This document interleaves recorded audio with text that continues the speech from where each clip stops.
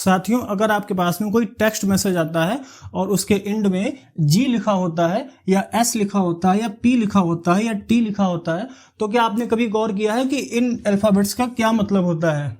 साथियों, अगर किसी टेक्स्ट मैसेज में एंड में जी लिखा हुआ है तो इसका मतलब है कि ये मैसेज गवर्नमेंट द्वारा सेंड किया गया है हमको।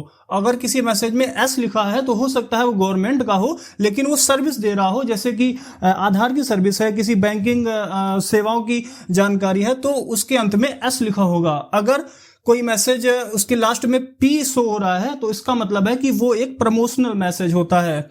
और अगर किसी टेक्स्ट मैसेज के लास्ट में टी लिखा है तो हो सकता है वो आपके द्वारा अमाउंट ट्रांजैक्शन या बैंक ट्रांजैक्शन का मैसेज हो सकता है। लेकिन अगर किसी मैसेज के लास्ट में कोई भी अल्फाबेट्स नहीं लिखा हुआ है तो कंफर्म तो नहीं, बट पॉसिबिलिटी इसकी ज़्यादा रहती है कि ये हो सकता है स्कैम मैसेज हो या किसी फ्रॉड सर्विस के द्वारा भेजा गया हो। यहाँ पे सवाल ये उठता है कि कोई स्कैमर या फ्रॉड करने वाला व्यक्ति भी इस तरीके के अल्फाबेट्स से मैसेज भेज सकता है। लेकिन साथियों, ये इम्पॉसिबल है, क्योंकि ये अल्फाबेट्स देने के लिए आपको ट्राई में रजिस्टर्ड कराना पड़ेगा, जो किसी भी स्कैमर या फ्रॉड व्यक्ति के लिए इम्पॉसिबल होता है। अगर जानकारी अच्छी लगी हो तो हमें सब्सक्राइब करें। धन्यवाद।